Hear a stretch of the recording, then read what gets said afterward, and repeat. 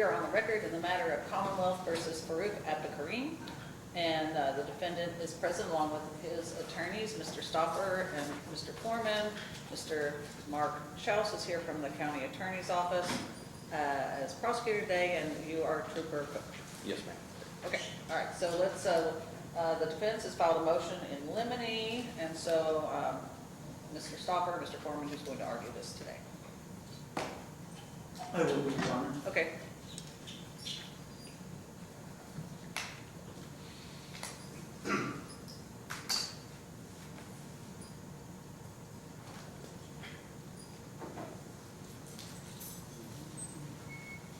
You may proceed. Your Honor, this motion is based upon the McCarthy ruling, which states that in cases where there is a request for a blood draw that is denied or that is refused, the evidence of that refusal cannot be admitted at a trial. As far as I know, there has been nothing that has changed the underlying constitutional rights that McCarthy was ruled to determine on. And I'm aware that the state legislature has passed a statute saying contradictory. However, I believe the court should review that similar to the state's pre-overturning of Roe v. Wade as a trigger law that would snap into effect because the legislature does not have the authority to undermine what a court has already recognized as a constitutionally protected right. So absent the underlying basis of McCarthy, there's no grounds for that statute to apply. Additionally, this case predates that law snapping into effect. KRS 446.110, which is one of the oldest statutes we have on record, it was adopted from before the Kentucky Revised Statutes went into effect and was grandfathered in, specifically states that if a law changes after a proceeding has begun, the new law shall not be used as part of that new proceeding. That was reinforced in Lawson v. Commonwealth 53 Southwest 3rd 534, State Supreme Court in 2001. In 2009, the State Supreme Court in Rogers v. Commonwealth 285 Southwest 3rd 740 said that under KRS 446.110, unless the law itself has made it unmistakably clear, no new law is retroactive in criminal cases. That statute then went on to state that new laws may be retroactively applied only if the defendant consents to the application of a new statute being applied in his case. And in this situation, we do not consent to that new statute being applied in this situation today. Okay. All right, Mr. Shouse. Judge, I guess to be a little more accurate, the problem with the admission of the refusal under McCarthy stems basically from the implied consent that was used at that time. Mr. Stopper didn't mention it because if now at this point they're doing voluntary blood draws, if there's a refusal, that is admissible, Judge. So I wanted to make sure that was clarified, Judge. I'm not moving to make any kind of retroactive kind of issue. As far as that goes, I know that the Commonwealth could push the defense to put their defendant on and make him show that it was coercive. At this point, Judge, I'm not wanting to do that. I am not going to talk about his refusal at this point, Judge. But I did want to make sure that there was a clarification of the reason it was not admissible was because of the implied consent, and I'm not moving to do any new statute as far as that goes, Judge. Okay, thank you. All right, that's respected, and so the motion in limine will be sustained, and there will be no testimony about the refusal based upon the McCarthy case and this period of time, sort of in that period of time before the law was changed. So that is sustained. So are there any other preliminary motions to be made? Your Honor, with respect to jury instructions, since counsel was not present in the flesh in the courtroom, I had my associate here. I understand that there was some issue with respect to jury instructions, because defense has filed, as pursuant to, I think, any defense motion practice, defense always wants to have their own jury instructions for Your Honor, for the jury, for the record. I just wanted to make sure that we have a copy of, well, first of all, the jury instructions, and secondly, the roster of the jury that we're going to be picking here today. That is a separate issue. I just remembered. I wanted to remind the court. But with respect to jury instructions, is it possible to have a copy of those so we can start flushing things out as the trial goes on? In fact, we've already prepared them, so, yes, if you, do you have any objection to going and distributing those now? I don't care at all, Judge. I just Yeah. wanted to put on the record the fact that this jurisdiction normally does its own. Mhm. They presented their own, does their own instructions, which I think are appropriate and follow the law. And Yeah. We just use. as far as the distribution goes, I don't care when the court does it. If you'd Okay. like to do it now, or if you'd like to do it later, You'd like to whatever. have That's now. what we would prefer. Okay, that's fine.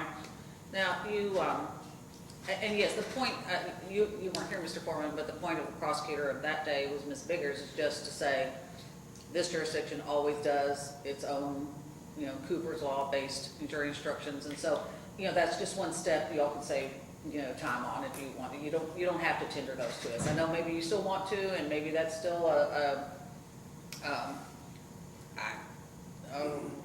reason for objection. I don't know, but we just, when I walked into this job, that's what we just always did.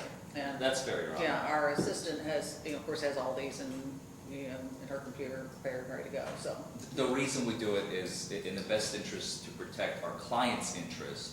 We Sure. file those in every jurisdiction. That's fine, that's fine. You said some of the jury roster, though. Now, Not the roster, it's been 5 months since my last trial, so you have to excuse my memory's a little fuzzy as to the exact name of it, but it's where, the jury questionnaire, that's what I'm looking for, the juror questionnaires that they filled out with all their information. well, that should have been requested before. That's a lot. We don't just have copies. Is it not, what is it called? For the life of me. You know the sheets where they have their employment. You're talking about the thing that. We usually get them in the morning of, Your Honor. Not, Secretary has those, and the attorney's gonna request to look at them. yeah, That's it. You have to give it back after you use it. Yes, of course. That's fine. okay, I well, don't plan on keeping them. okay, good. I will admonish you too, on the record, that, this jury is, they're in the second month of their jury duty service. I don't want you going out to talk to them afterwards, no matter what happens, okay? I expect you to stay in here and let them go, okay? Fair enough, Your Honor. Okay. All right, well, let me recess briefly to get you those things, and then let's get started so that we can get the ones we don't need to stay with us today. Let them leave. All Okay. All right, everyone, you all may be seated. Good morning, everyone. First of all, let me apologize to you for we're getting a little bit of a late start here. We had a few issues, we needed to take up, and needed to do those before we began the jury selection process. We are now to the point of what we call voir dire or voir dire. People, attorneys say it different ways. This is the time when the attorneys will have the chance to actually converse with you. They'll ask you a lot of questions. You need to, just answer them as openly and honestly as you can. None of it is intended to embarrass you or make you feel uncomfortable. And in fact, if any question does, you may absolutely come forward. We'll put on a white noise. We'll talk up here about whatever that issue might be. For instance, if they ask you if you have any criminal convictions in your background, and you do, but you don't necessarily want to, share that, with everyone, that's fine. That's fine. Anything at all, that you feel uncomfortable about, just let us know, the bailiff know. We'll bring you up. We'll talk about it in private up here. You got your 12. Okay, now we're going to call 12 names. Ultimately, 6 of you will be the lucky chosen 6 to stay with us for, the rest of the day. This is a trial regarding driving while under the influence. That's the allegation. We will go until we finish. We don't have another day where we, like if we say we get to 4:30 or 5 o'clock and we're not done, we are not able to just come back, say on Monday. All our days and dockets are full. So we will go until we finish. So first of all, is that just a problem for any of you?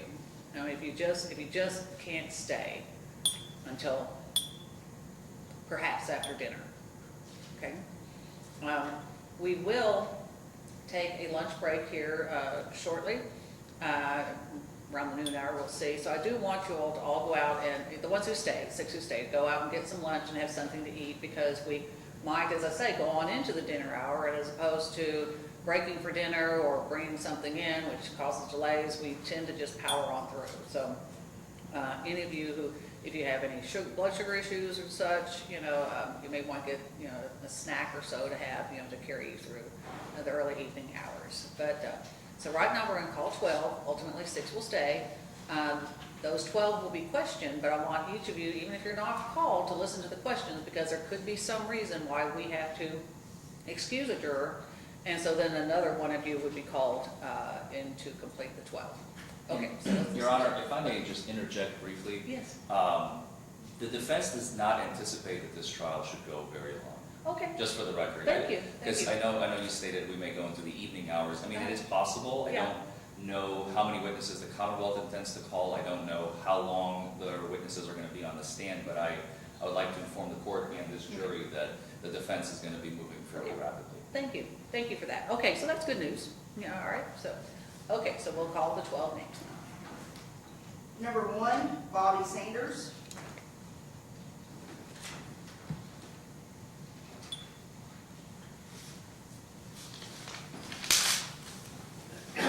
Number 7, Amy Milby.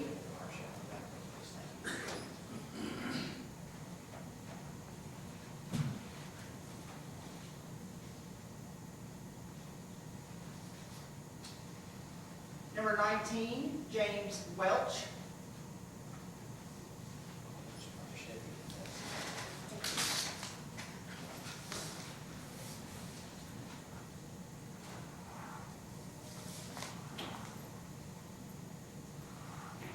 Number 20, Sarah Payne.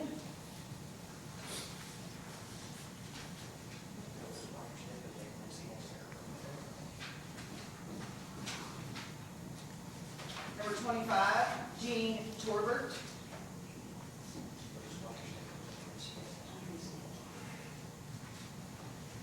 Number 85, Robert Schmidt.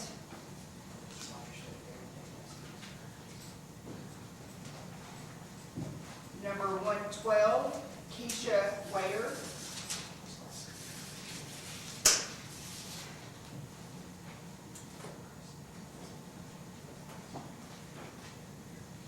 Number 145, Kathleen Curry.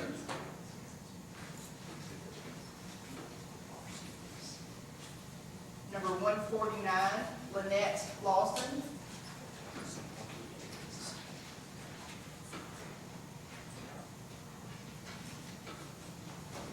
Number 153, Christopher Goman.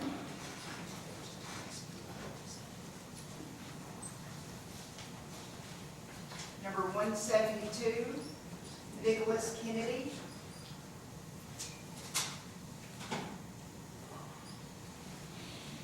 And number 184, Malcolm Gass.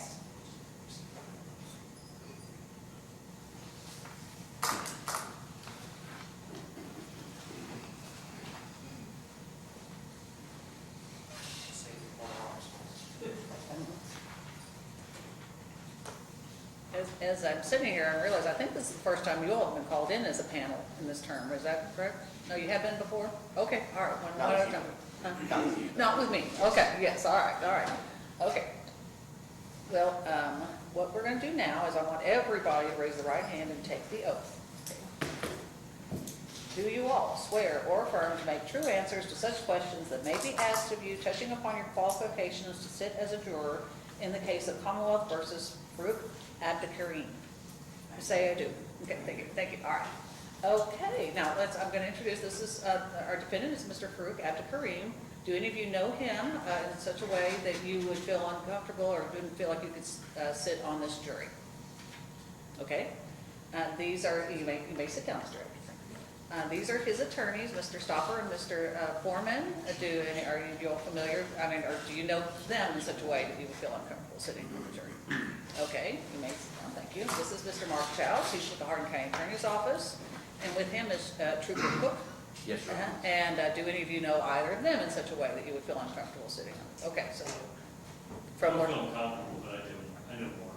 Yeah, I think you do, and you may be seated. So Mr. Goman is a local practicing attorney here, so he would know myself and Mr. Shouse and people in the courthouse, so. Okay. All right, but you don't, but your relationship with any of us involved would not make you feel uncomfortable about sitting, right? Okay, all right, thank you. All right. Okay, so, Mr. Shouse, would you like to go first? May it please the court. Yes. Mr. Foreman, Mr. Stock. Ladies and gentlemen of the jury, my name is Mark Shouse. Sorry, I had a cold last week and I'm still trying to get over it, so if I cough a little bit, if you'll bear with me, boy, I'd appreciate it. Let's see, where did I go with that? I have, for a long time, as you can tell by my gray hair, I did a trial book a long time ago, and I've gotten in the habit of using it, so I'm not going to go through the whole book, so I'm not going to keep you here all day. I won't be the one that makes us go into the night. How's that?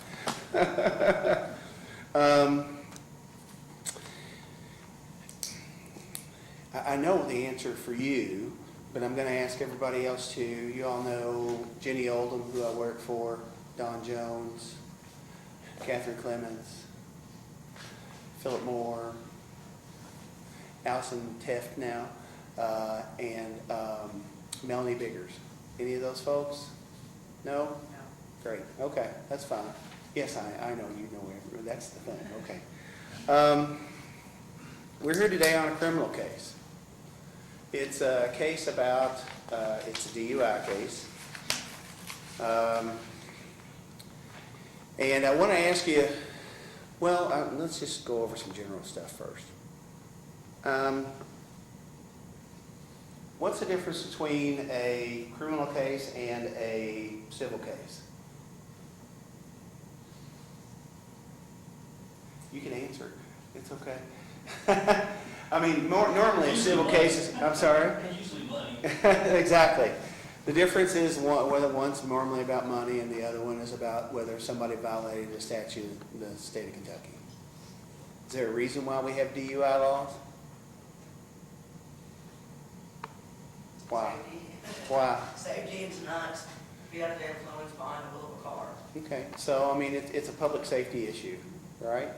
So everybody's responsible to make sure that they're operating a vehicle appropriately on the road, right? Yes? Okay. I'm sorry. It's one of those things that this makes me feel so much better when people, if I ask a question, they go, uh-huh, or or it's my insecurity. It's one of those things. So I learned a long time ago that it's one of those things. I try not to bore you to death either, okay? Well, like I said, yes, this is whether somebody actually violated a statute in the state of Kentucky. So we're going to go through this whole process. The Commonwealth is going to present its evidence. And what you're going to do is you're going to make a determination of whether or not this defendant is guilty beyond a reasonable doubt. I can't tell you what beyond a reasonable doubt is. Beyond a reasonable doubt is something for you to determine. Okay? So, I mean, that's what makes a difference is you all make that determination. Okay? You all are the finders of fact in this case. You all make it. You make the difference of what happens. I mean, that's the thing about it. I know you all get paid the big bucks to come in here. It's like $12.50 a day and all that kind of stuff. But I mean, you all really, really, really important to make this system work. Okay? I mean, as we start today, this defendant is guilty of absolutely nothing. Now, he's been charged. That's not proof that he's done anything. Okay? We're starting from zero here, and that's why we talk about you all are the finders of fact. Okay? So, Commonwealth bears the burden of proof. That's me. So what I'm going to do is I'm going to present the evidence that I have. And when we get down to the end of this road, I'm going to ask, of course, I'm going to ask you to find him guilty. All right? But in the meantime, we're going to go through and see, I don't anticipate this is going to be a really, really complicated or a long case. The facts are what the facts are. And I want to talk about what's the difference between being drunk or high as impaired. What's the difference? The level of mental distortion in a way, because it's mind-altering drinking or being high. So I guess being impaired would be the level of that. Okay. Well, and then the issue is that that's what the statute says, whether or not you're impaired. You know, I know those little commercials that they have, the public service things where they roll down the window and the alcohol's pouring out the car and all that kind of stuff.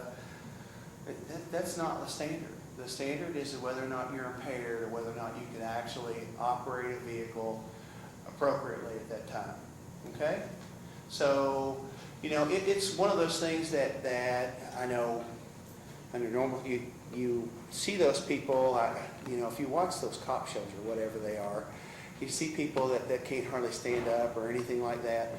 That's not the standard. The standard is whether or not you can operate a vehicle appropriately.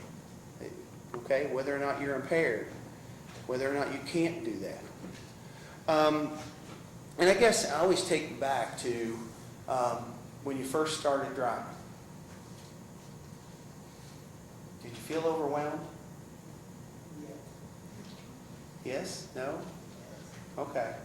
Well, the issue is this. I mean, you got to look in the rearview mirror. You got to push the gas, the brake. If you had a 4 or 5 speed, by gosh, you had to figure out how to twist the clutch in too. You had to look for other cars. You're out the side mirrors and all the other stuff that you had to do. How fast you were going. It was kind of a big thing to pay attention to all that stuff, isn't it? Well, I mean, now that you've driven for a while, does it become less of a challenge?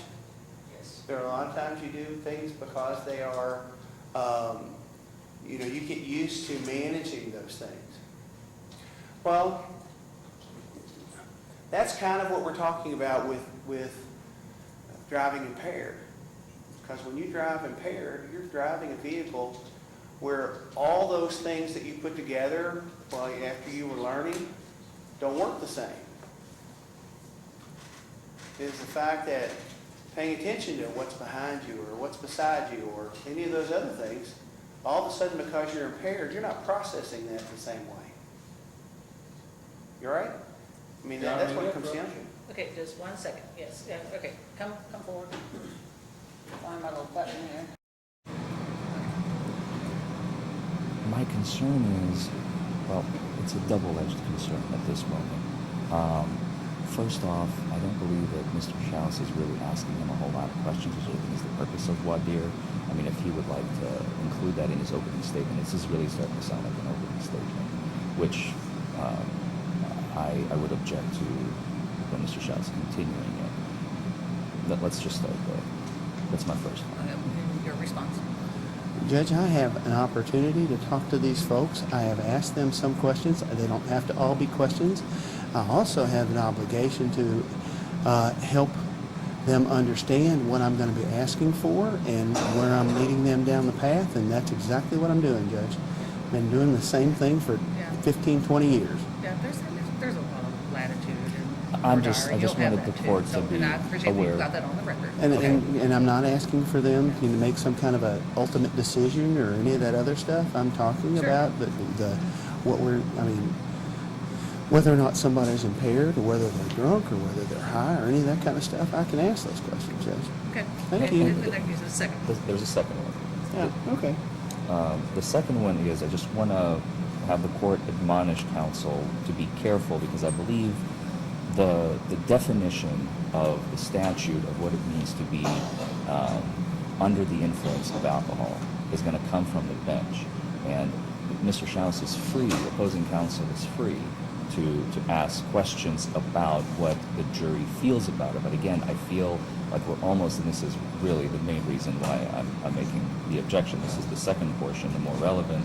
I think the more important portion for the court to be aware is that I just want to be careful that we do not have the definition of impairment come from opposing counsel, because it's not our job to define what impairment is. It is a job for the court when the court issues its jury instructions. Sure, yeah.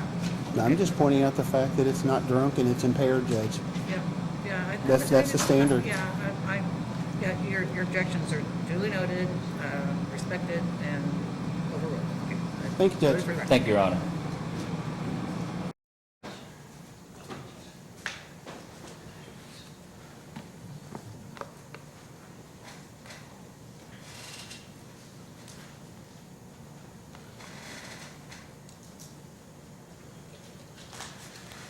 How many times, or what would you expect, if somebody is committing a crime, do you expect them to give the police and everybody else as much evidence as possible?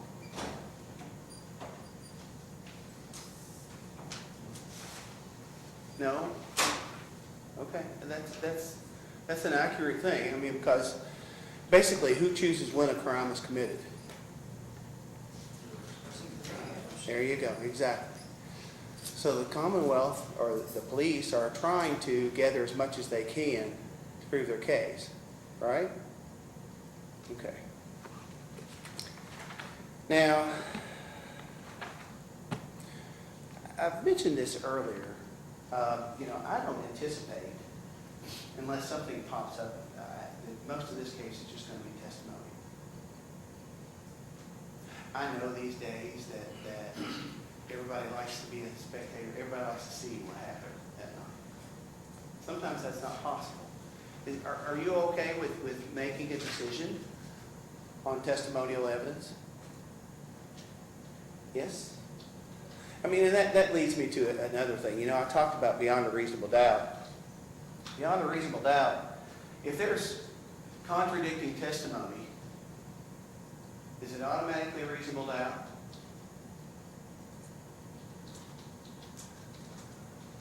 I have some no's, some I'm not sure. And the reason I ask is if conflicting testimony is always beyond a reasonable doubt, how can a victim ever be a victim of a crime while they're alone?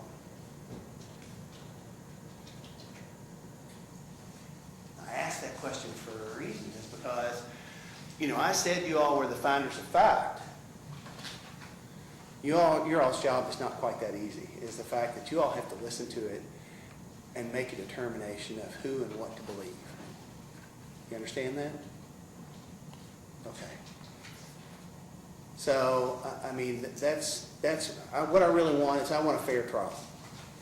I want you to be fair to the Commonwealth. I mean, they talk about this is the defendant's day in court. This is Commonwealth's day in court, too. We're interested in the statute of the state of Kentucky. I just want a fair trial. Listen to the facts, make a determination, and we go from there. Okay? All right. I mean, that's really what it comes down to. If there's a reason why you can't be fair to the Commonwealth, I want to know that. If there's a reason you can't be fair to the defendant, I want to know that too. Because I'm obligated to be fair to everybody involved in this case. Okay? All right. So, I mean, if I'm missing something, please feel free to point it out. Okay? The reason why, somebody can't be fair to somebody else. All right? Okay. Well, like I said, I anticipate that for the most part this is going to be testimonial. I mean, there are other types of evidence that you can have. I mean, you can have like videos or all kinds of other stuff. You can have which would be physical evidence or, I don't anticipate any of that. You can have documentary evidence. I don't anticipate we're really going to have any of that. this is something that happened on the side of the road.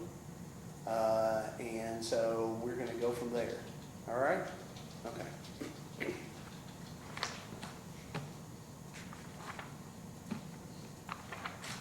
See, I'm going through several pages at a time. I won't stop on every one. Now, talk about police. Has anybody had a bad experience with police? I mean, we always talk about the fact that you know, the fact that an officer puts on a uniform gives them absolutely no more credibility than anybody else. That's true, isn't it? Because they wear the uniform doesn't give them more credibility.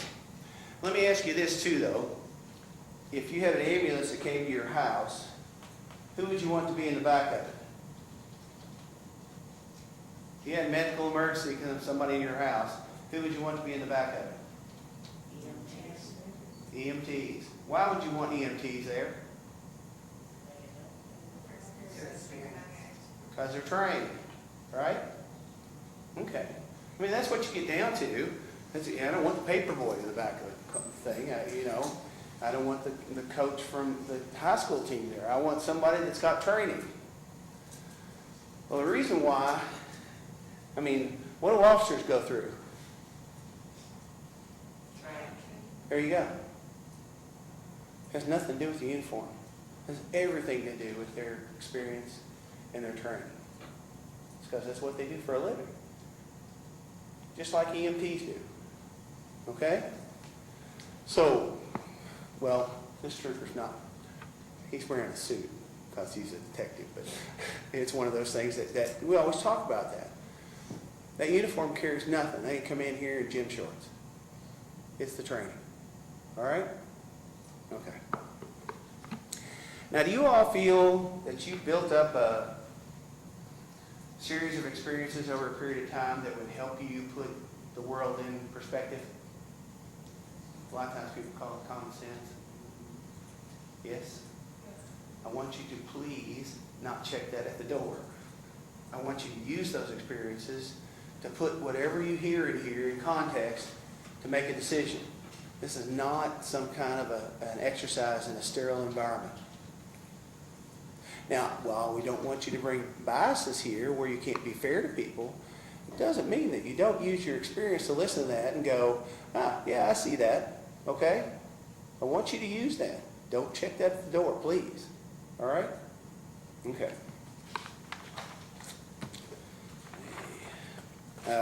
As you already know, there's a lot of difference between TV and what happens in the real courtroom. It's like you've been here longer than most shows run anyway, so. You know, and that's the thing about it. I mean, you know, I'll be honest with you, I don't watch a lot of Law and Order and all that kind of stuff because I get frustrated because I get wound up in all the rules and stuff like that. I can't stand when it's so. But I mean, you know, for folks that don't do it for a living is the fact that you get to hear a lot of the conferences that are happening in the background and all the other stuff that they talk about and all those conversations, right? You get to hear those. Well, you won't get to hear any of that today. I mean, we might make objections, just like Mr. Forman made, and we can go up there and we'll talk about what's allowed to be in. There are rules and there are laws that, govern what happened in this case. Okay? So don't hold it against either one of us that we're asking the court to make a ruling of whether or not we can actually talk about this or we can't talk about that or any of those other things. All right? Because what we're trying to do is we're trying to present a proper case to you all. But there are things that are beyond our control that we can't present. And that's what we talk about. So you'll be excluded of those. What you'll be hearing is the finished product is what's in here that's already been, that will be governed by what the judge says we can put in. Okay? All right. So I just want to, maybe interrupting and stuff like that, but it's the way the system is supposed to work. But I wanted you to know that you won't hear any of those behind the scenes conversations or any of that other stuff, and you won't, you won't be involved in those. All right? Okay. So I mean, that's a big difference between TV and what you've got here. Of course, that's the funny thing. When I first started doing this, I used to use Perry Mason as an example, and nobody's going to be back there, and they're not going to stand up and say I did it. But then a lot of the younger jurors started going, "What are you talking about?" Anyway, that's funny. It's just one of those things. That's why I had to switch to like Law and Order. At least people know what that is. So I guess that's the reason why I have a lot of gray hair, is because I've been doing it so long. Let's talk about, is there a reason that you all wouldn't want to sit on a criminal case? Is there a reason why you can't be fair? I mean, because when we get down to the end of this, I'm going to ask you to find him guilty and set an appropriate punishment. But as I've told you, what I really want is I want a fair trial. I want this defendant of the Commonwealth to get a fair trial today. If there are reasons why that I've missed, moral, religious, any of those other things, please let me know. No? We're okay with that? Okay. Because like I said, really all I want is fair. We're here today to determine what's fair. Whether or not he's violated the statutes of the state of Kentucky. And that's why I say that despite the fact that you all get the big bucks to come in here, it's really important, the decisions that you all make. Okay? Thank you all for your attention. Thank you, Mr. Shouse. Okay, Mr. Forman, you're doing water? May we approach, Your Honor? Yes.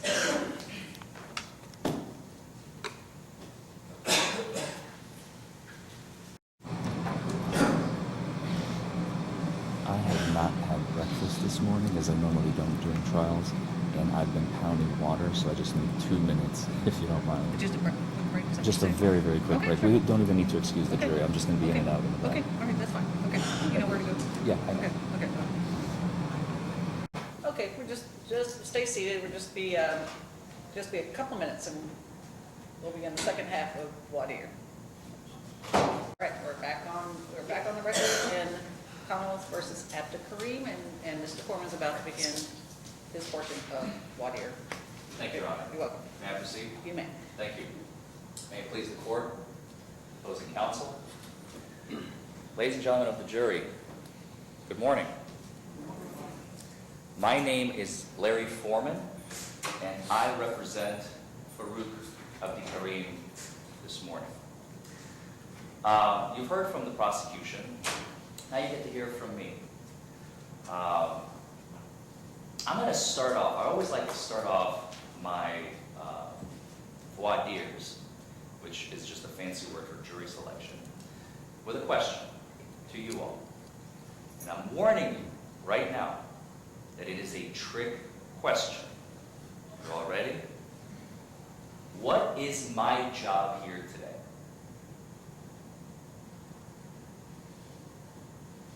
To prove that the person is innocent. Let's see if I have my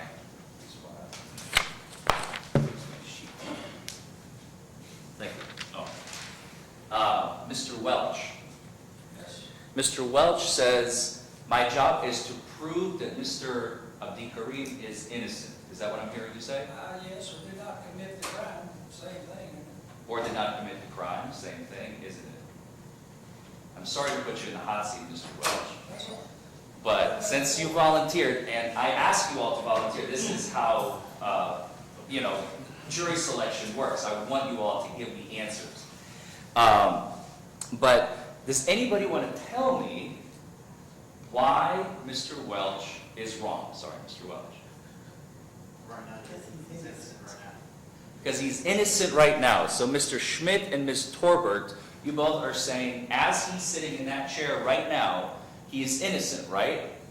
So how can I prove him innocent if he's already, by definition, proven innocent until the Commonwealth introduces sufficient evidence beyond a reasonable doubt to prove guilt, right?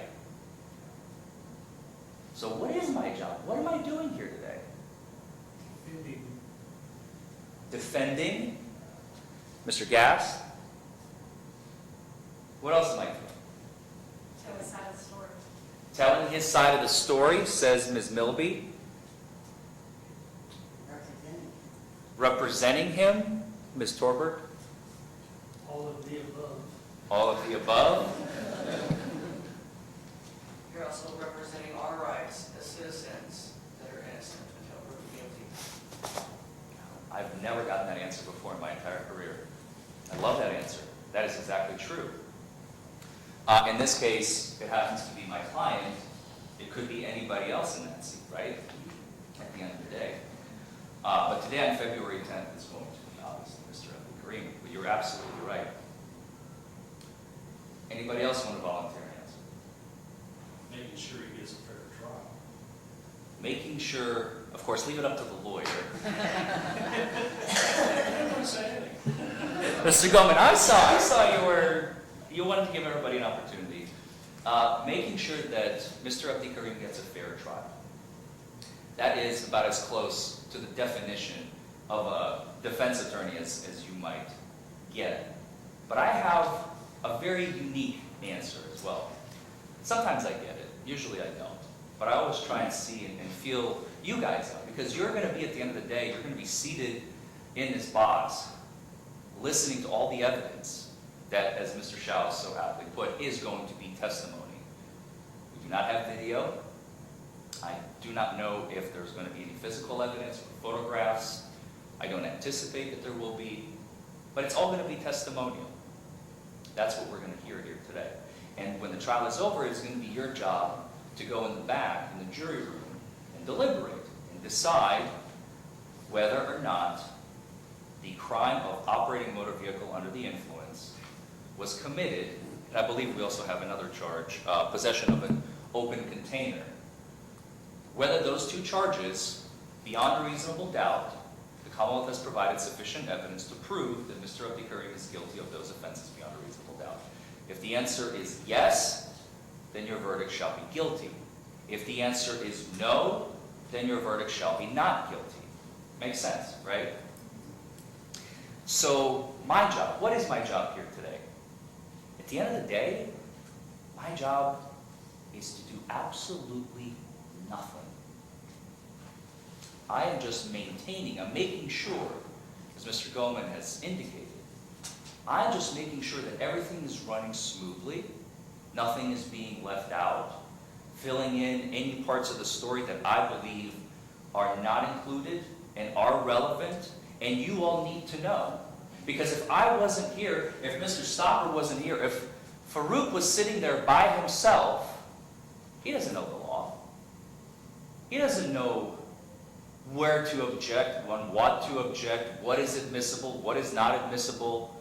I'm not saying Mr. Shouse would do this, but he could, in theory, have a field day, introducing all sorts of inadmissible, irrelevant evidence in order to convict. The judge is kind of the referee, is the way that I like to describe Your Honor.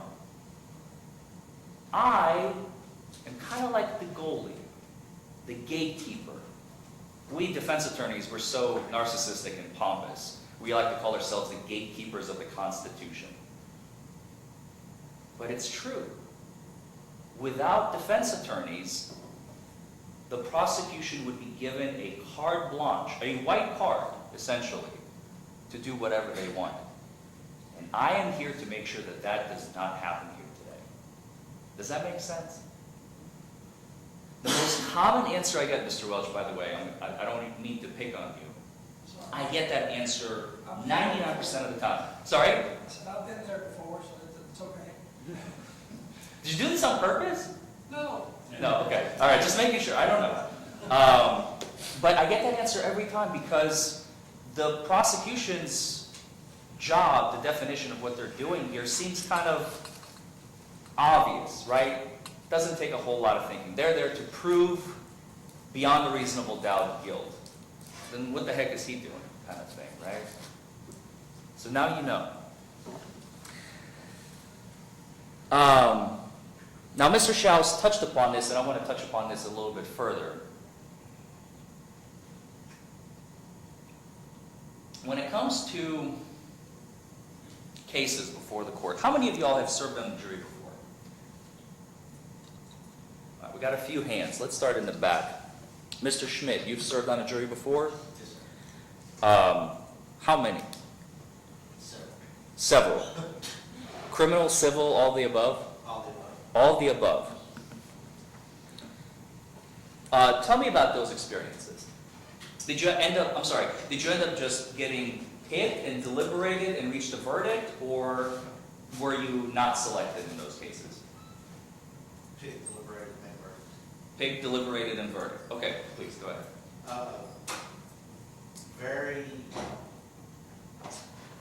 I learned a lot about the law and things that happen within the law. A lot of good conversation about what's proper fitting of sentences and things like that. Rather enjoyable on this end. Was it during this serving on the jury, or was it in previous times, previous months, and previous years? Previous months and years. Previous months and years. So let's touch upon a civil case. Do you remember what type of civil case you deliberated on? It was over abuse and wanting monetary compensation for that. Or am I thinking of? I've done that. I've done DUI cases before. I've been on murder trials before, or one murder trial before. So Okay. terminology I might be using No, wrong. you're fine, you're fine. So let's talk about your experience with civil cases first, okay? Do you remember the standard in that case, the civil case you sat on? Does preponderance of the evidence ring any bells at all? Yes. Who else has served on a civil jury before on this panel? Okay, so everybody else did criminal. You're the only one with civil experience, so I'm going to pick on you. That's fine. So does it ring any bells? Yes. The preponderance of the evidence, what was that? What is preponderance? I'm not asking you to define it, I'm asking if you remember. If you don't remember, that's totally fine. I remember that it was, that we found it more than likely had happened. More likely than not, right? Does that start to sound like, okay, I don't want to put words in your mouth, and if you don't remember, please stop me at any point, because I know the answer. I just want to have a conversation, that's all I'm really doing. Okay? So more likely than not is the preponderance of the evidence standard that you judge at the end of the case when all the evidence was entered and went back to deliberate, right? And at the end of the case, did anybody go to jail? I don't remember. The answer should be flat out no. Okay. Well, like I said, I've done several cases. Fair enough, fair enough. I will let that one slide. In civil cases, okay, this is to everybody. In civil cases, the only question, as Mr. Shouse has already indicated, the only question that is decided by you is whether or not money is being paid by one side to another side. So if it wasn't, let's say it was an assault, right? An assault is also a crime. An assault is also a civil offense. You can sue someone for the damage, your hospital bills, your pain and suffering, your inconvenience, lost wages for you missing work, and so on. So if you're simply suing someone for the assault you may have sustained at the hand of this individual entity, whatever, and you take it to trial, the standard of preponderance of the evidence, more likely than not, did they or didn't they cause this injury, and the jury would decide, you all would decide, that was your case. You only decide one. Does it exchange hands or not? Is there liability? There is no guilt or innocence. The key term is liability. Okay? Nobody goes to jail at the end of a civil case. And that's why the standard is so low. Now, we also have, well, before I get to that, who else has served on a criminal jury? Ms. Lawson? Was it here in Hardin County? Yes. What was that experience like for you? Well, I was selected on the 12 to the 6. A verdict was not reached, so it was moved to another date. So you guys could not decide in the deliberation? All that, it wasn't finished. It wasn't finished. At one point or another, there was it going back and forth, and it was just ended for the day. And you never came back? Exactly, so I don't know what happened. You don't know what happened? Fair enough. Was that your only other experience? Yes. Okay. Ms. is it Santes? No. Sorry, Ms. Ware. I apologize. I was looking on my sheet backwards. Ms. Ware, what was your experience like, and what kind of case was it? It was criminal, but it ended in mistrial. Criminal case ended in a mistrial here in Hardin County? Yes. What was that experience like for you? It was more, we spent more time outside in the hallway and Did you all reach a verdict? No, it was mistrial. It was a mistrial, sorry, you did say that. Anybody else? I thought I saw one more hand on anyone who has served on a jury before. Me, Mr. Welch? but you probably won't accept it when I tell you. No, it's been a long time ago. I've forgotten a lot of it, but the last time that I served was several years ago. It was in a case, it was it was upstairs in the Circuit. circuit court, and it had to do with domestic violence. Ex-state trooper and was now a policeman in Radcliffe and so on and so forth. And so the jury found him not guilty because we didn't have the full evidence to convict him of being guilty. So that's, and I don't know if you need any more specific than that, but that's. No, you answered my question. I just wanted to let you finish. So this was a while ago, it sounds like. Yeah, it's been 6, 8 years ago, something like that. Here in Hardin County? Yes. Okay. And going back to you, Mr. Schmidt, I don't want to keep you in the hot seat for too long, but I want to go back to your criminal trial experience. Was it here in Hardin County? Yes. And what was that experience like? It was as well as it can be for not wanting to be here. I mean, I don't think any of us got up and said we want to go into and see if somebody's guilty or not. So 50 days was mighty fine. But it wasn't a bad experience.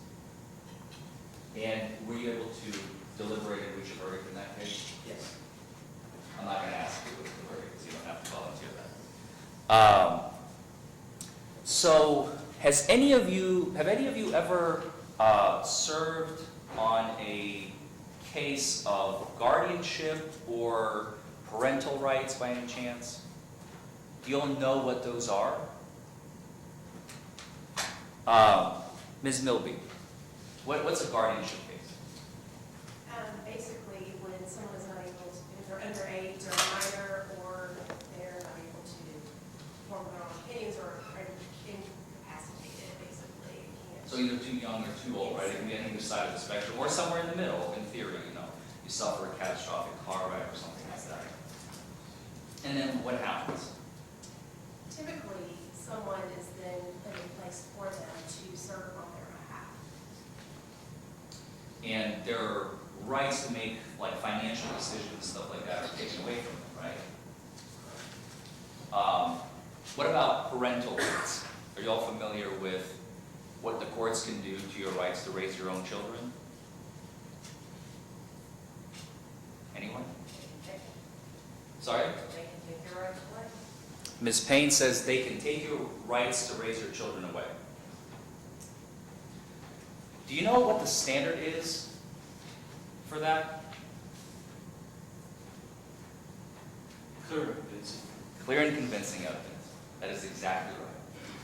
That is an intermediary standard between what we have here today, which is beyond a reasonable doubt, and the civil standard of preponderance of the evidence. Clear and convincing kind of sits in the middle.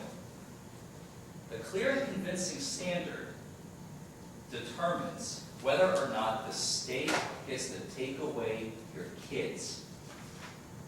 Now, they're not just going to walk into your house one morning and say, we're taking them away. You obviously have to do something to trigger that to happen. Same with the guardianship case, unless you've been following some of the craziness going on in New Jersey that I've been hearing about. But usually, guardianship and parental rights are also within the purview of the court, and the standard is an intermediary standard. It's clear and convincing evidence. The court has to determine whether or not, by clear and convincing evidence, the state has a right to A, take away your right to raise your children, or take them away from you, put them in foster homes, and so on, or to take away your right to manage your finances, your day-to-day bills, and so on. Which means even the credit card in your name can be used by someone else and you have no right to use it. Again, an extreme measure, but the courts can do that.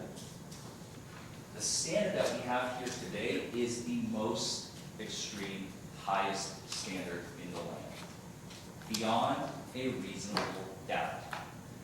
Because in May clear, we approach? Yes. Yes.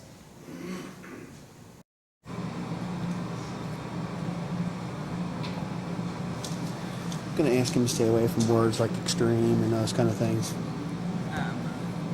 Okay.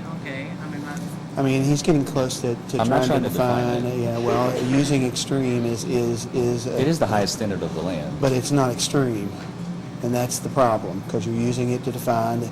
It's like, you know, beyond any reasonable doubt. I mean, if we're going to play that, if I can come back and say it's not beyond any reasonable doubt, I normally stay away from those. But you're talking extreme, and I think it's excessive. Yeah, I think that's appropriate, because you're right, it's not beyond all reasonable doubt, but, so just. Understood. And Thank you. try to move along to, just try to, how much longer do you think you're going to do this? I really want to try to get them out of here by noon, and I'll give you all time. They'll be out here by noon. Okay. It's only half an hour. I'll make sure I'll be done by noon. Okay. thank you, Your Honor. Okay, so beyond a reasonable doubt, that is the highest standard in the land. Okay, there is nothing higher. And it is so important because our justice system, which is kind of the appendix of the English common law system from 250 plus years ago. You see, in English courts, a lot of times people could get convicted on standards that are much, much lower. In the United States, our forefathers in the 18th century, 1776 to 1783, the Constitution was written, the Articles of Confederation, and so on. All of those things had a purpose, had a reason. Our forefathers knew that unless the government is kept in check, unless standards are put in place, fail-safes are put in place, the people, you all, get to decide guilt or innocence, not the government.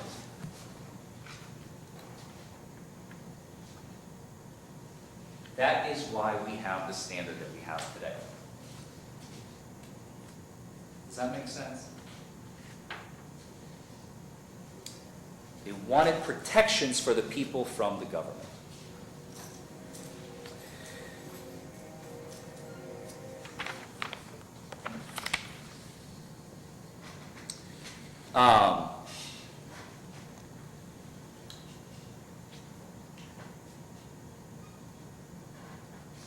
I don't want to keep you all here too much longer, so I just have a couple more questions. I have a long script and I have a short script. They were going to do the short script. What type of evidence would you anticipate in a DUI criminal trial? Feel free to shout it out. Breathalyzer, sobriety, Breathalyzer, sobriety, sobriety what? sobriety test. Sobriety tests, Yes. Field test, I was gonna say the same thing. field tests, Blood alcohol level once they get into the jail. blood alcohol level once they get into the jail. What else? Think outside the box.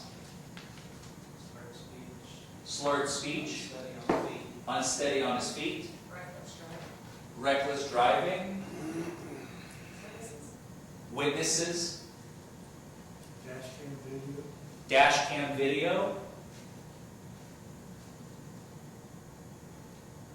What else? What about bloodshot eyes? Not necessarily. Not necessarily, right? Sometimes you may have them, sometimes you may not. I work long hours and travel a lot, so I can't say that that would consider someone be under the influence. Oh, so even the reverse of that, you could have bloodshot eyes and be completely dead sober, just eyes. Yes. What else? This is,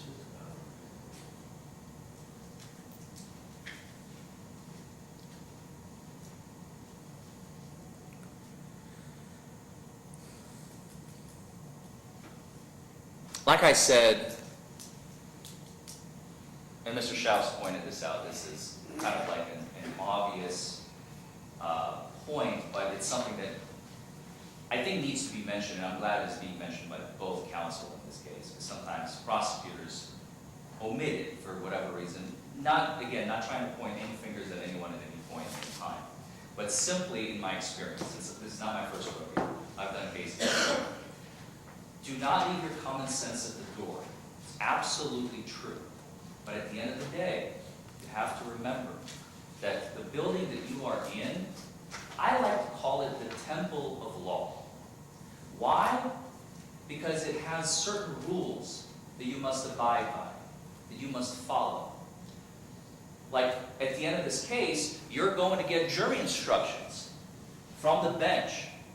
The judge is going to give you all a few sheets of paper with instructions as to what you must do when you go back to deliberate. Okay?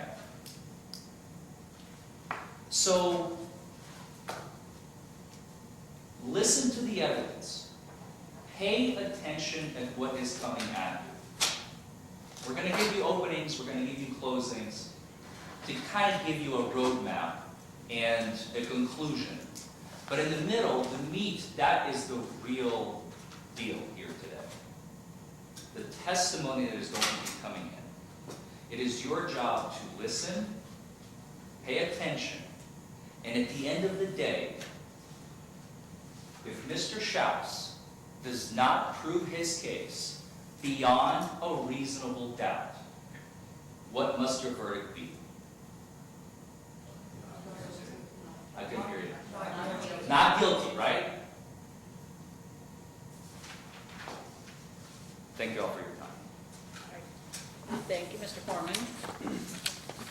Okay, now, council will go to separate quarters and deliberate. They are allowed to strike up to 3 of you to get us down to 6. Now, you know, when you come back, if your neighbor's in call, don't get your feelings hurt. It could be just the luck of the draw. Sometimes they don't strike anybody, sometimes they strike 1, you know, so it's just, but then we'll know the lucky 6 who get to stay the rest of the day, and the rest of you will get to leave. So let's take 10 minutes, and you all can get up to and walk around if you need to a little bit, or you can stay, so just, because we'll be back in 10 minutes. Okay, All right. Okay, so everybody else is excused. Again, thank you very much. Thank you. Everybody have a wonderful day and weekend.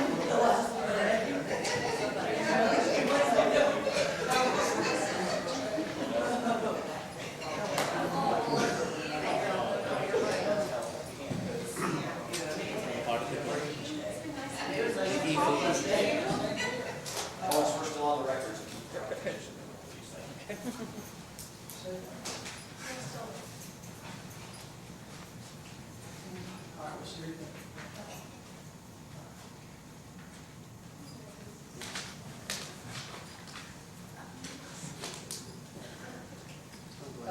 if y'all, yeah, just have a seat for just a second.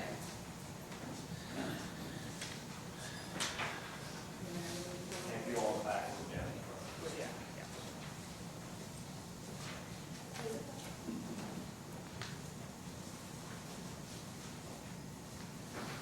Okay, so I'm gonna go ahead and give you all the oaths, so all of you raise your right hands. Do you swear or affirm that you will impartially try the case between the parties and give a true verdict according to the evidence and the law, unless dismissed by the court? So you got to, yeah, thank you. Okay, now, you all are gonna go, please go get something to eat. We'll reconvene at 1.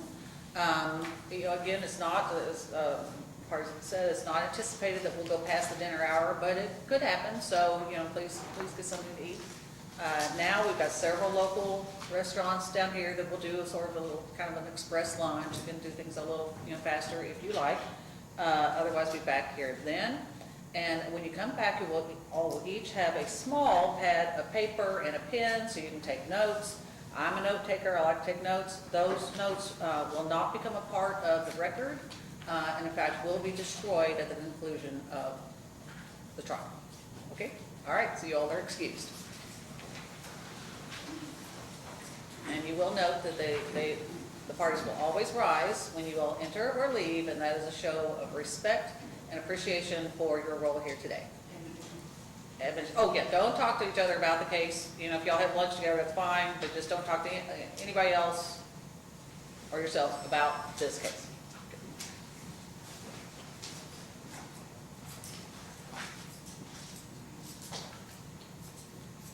Okay. After they're gone, I'd like to put something on the record. Sure.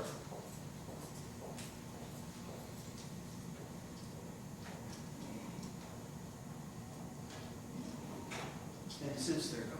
yeah. Okay, yeah, they're gone. Judge, whenever I strike a minority person, I struck Mr. Sanders Okay, that sat in the back corner up there. And I put this on the record because if it ever comes up 2 years later down the road, I won't remember why. yep, But he was not responsive, and he did not respond to my questions, and it seemed like he was paying attention. Mhm. So I struck him, and I will note for the court, it's the same reason why I struck Mr. Gass, which was down here. He didn't respond to any of my stuff, so I just Okay. want to put on the record, but he just happened to be a minority yes, judge, that's yes. all. Okay, thank you, all right. Anything No else? response Yeah, needed, no I think, response, yeah, from- okay, all right. Well, everybody, enjoy your lunch break, and we'll start back at 1 with our opening statements. Thank you, Judge. Thank you, Your Honor. Thank you.